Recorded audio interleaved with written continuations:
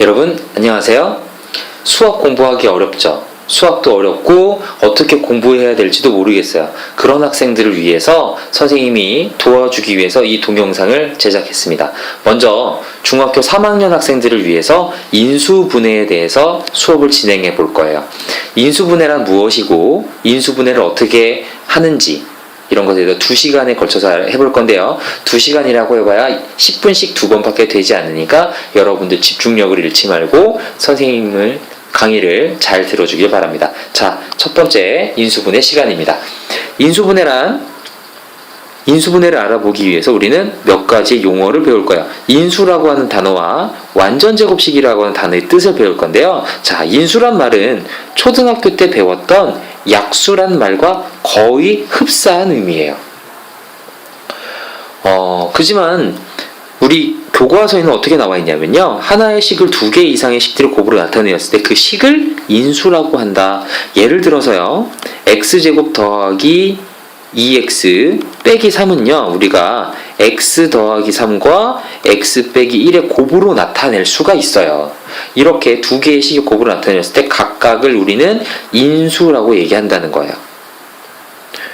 그러니까 숫자에서 24는요. 우리가 3 곱하기 8로 나타낼 수 있을 때 3과 8을 24의 약수다라고 얘기했던 것과 같은 의미입니다.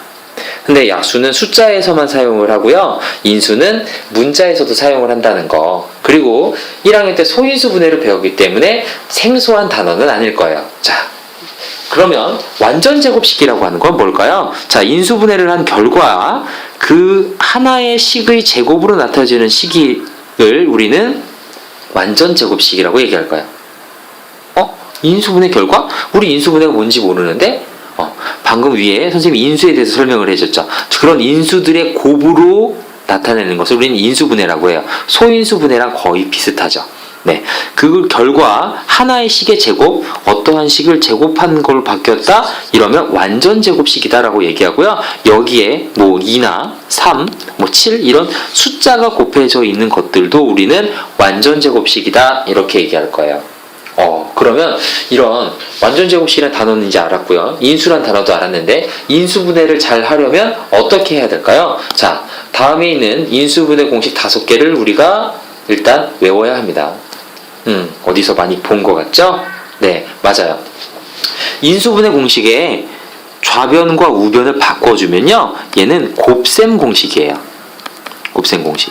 2학년 때 배웠던 곱셈 공식에 좌변과 우변을 바꿔놓은 것이 인수분해 공식이고요. 그 중에서 첫 번째와 두 번째를 우리는 완전제곱식이다 이렇게 얘기합니다. 그리고 세 번째, 네 번째, 다섯 번째는 그냥 따로 얘기하는 것이 없어요. 하지만 여러분들은 2학년 때 곱셈 공식을 외웠기 때문에 인수분해 공식을 조금 더 쉽게 외우실 수 있고요. 그게 아니라면 지금이라도 영어 단어 외우는 것처럼 반드시 암기할 수 있도록 노력해 주시면 됩니다. 자, 그럼 첫 번째 인수분해 시간에는요, 우리가 어떤 것들을 배울 거냐면, 첫 번째 이 완전제곱식에 관한 것만 배울 거예요. 이 완전제곱식에 관한 것이 어렵지만 상당히 중요한 것이고 기초적인 것이기 때문에 잘 알아보도록 하겠습니다. 자, 그러면 완전제곱식인지 아닌지 판단하는 방법에 대해서 배우고요. 또 완전제곱식을 만들어 볼 거예요. 자, 완전제곱식을 판단해 보도록 하죠. 주어진 식이 완전제곱식일까요? x제곱 마이너스 6x 플러스 9가 완전제곱식일까요? 혹은 4a제곱 마이너스 12ab 플러스 9b제곱이 완전제곱식일까요? 우리는 방금 전에 봤던 인수분해 공식에서요. 완전제곱식은 a 더하기 b의 제곱 또는 a 빼기 b의 제곱 요 2가지 형태밖에는 안 배웠어요. 그래서 2가지 식을 다시 한번 풀어볼게요. 전개를 했더니 a제곱 더하기 2ab 더하기 b제곱 a제곱 마이너스 2ab 플러스 b제곱 a제곱과 b제곱이 있는 것은 똑같고요. 2개는 플러스 2ab와 마이너스 2ab라는 차이만 있는 식이네요. 자, 그러면 x제곱 마이너스 6x 플러스 9가 이 2가지에 어떤 거에 해당이 될 것 같은가요? 네, 그래요. 여기 6x 앞에 마이너스가 있기 때문에 우리는 a 플러스 b의 제곱이 아니라 a 마이너스 b의 제곱의 형태일 가능성이 있어요. 아직 확실하진 않죠. 그럼 이제 하나하나 비교할 거예요. x제곱이 a제곱이 위치해 있네요. x제곱 a제곱? 그래요. x가 a라고 생각해 볼 거예요. b의 제곱 위치에는 9가 있어요. 그러니까 우리는 b가 3이라고 생각을 해볼 거예요. 자, 그럼 여기 마이너스 2ab는요. a가 x였으니까 마이너스 2 곱하기 x 곱하기 b 3이네요. 즉 마이너스 6x예요. 이 6x랑 시계에 있는 거랑 같은지 확인해 볼까요? 마이너스 6x, 마이너스 6x. 두 개가 똑같죠? 그러니까 얘는 완전 제곱식이 맞아요. 같은 방법으로 두 번째 오른쪽에 있는 식도 한번 판단해 보겠습니다. 얘도 a 플러스 b의 제곱과 a 마이너스 b의 제곱을 보니까 쟤도 a 마이너스 b의 제곱이 되어야만 될 것 같아요. 즉 a제곱 마이너스 2ab 플러스 b제곱의 형태가 되어야 된다는 얘기죠. 자, 그럼 비교해 볼까요? a제곱 위치에는 4a제곱이 있네요. 그러니까 뭔가 이상하긴 하지만 밑에 있는 a는 우리가 2a로 바꿔서 쓸 수 있을 것 같아요. b제곱 위치에는 9b제곱이 있어요. 조금 이상하지만 얘도 3b로 바꿔 쓸 수 있을 것 같아요. 그래서 마이너스 2ab는요. 마이너스 2 곱하기 2a 곱하기 3b. 그러니까 마이너스 12ab가 되어야 될 것 같아요. 그래서 원래 있는 식과 비교해 보니까 마이너스 12ab, 마이너스 12ab 똑같죠? 그래서 얘도 완전 제곱식인 것이 맞아요. 완전 제곱식은 이렇게 파악해 주면 돼요. 선생님, 그러면 이런 식으로만 파악할 수밖에 없나요? 아니에요. 다른 방법도 있어요. 가운데 있는 숫자를 제곱하고요.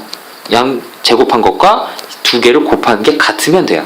즉 마이너스 6의 제곱과 x제곱의 개수인 1과 9를 곱하는 것이 같다? 그러면 완전 제곱식이에요. 마이너스 12를 제곱하는 것과 4하고 9를 곱하는 것이 하나 빼먹었네요. 여기다 4를 또 곱해야 돼요. 개수를 2차항의 개수와 상수항의 개수를 곱해서 4를 곱하는 것이 같다면 완전 제곱식이 되는 거예요. 그러니까 1차항의 제곱을 계산해 주고요.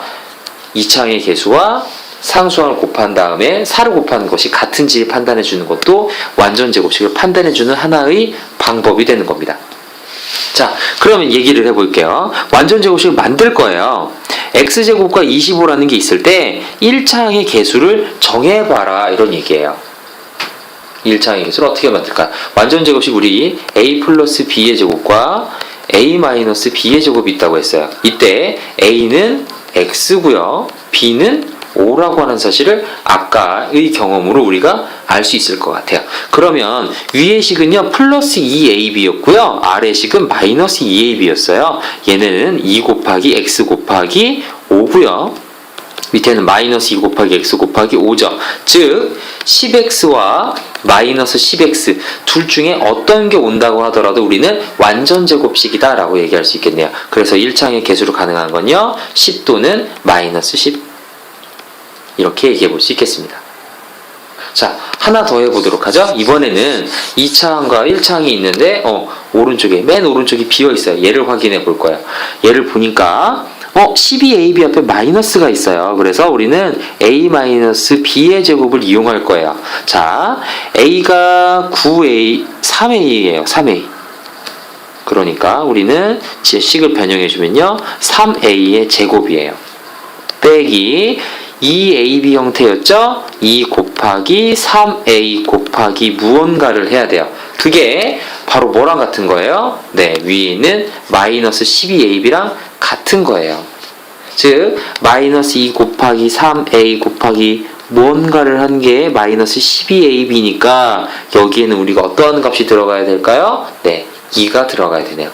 2. 그러니까 우리는 2의 제곱을 더하면 돼요. 2 아니죠? 2b가 들어가야겠죠. 그래서 우리는 2b의 제곱, 즉 이곳에는 4b 제곱이 들어가야 됩니다.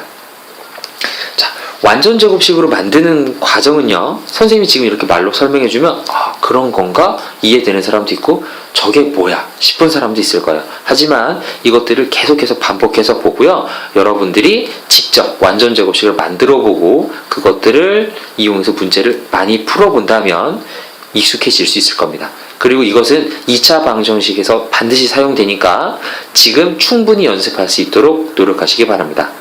자, 다음 시간에는요, 완전 제곱식이 아니라 이제 아까 인수분해 공식에서 세 번째, 네 번째, 다섯 번째 공식을 사용해서 인수분해하는 방법에 대해서 배워보겠습니다. 수고하셨습니다.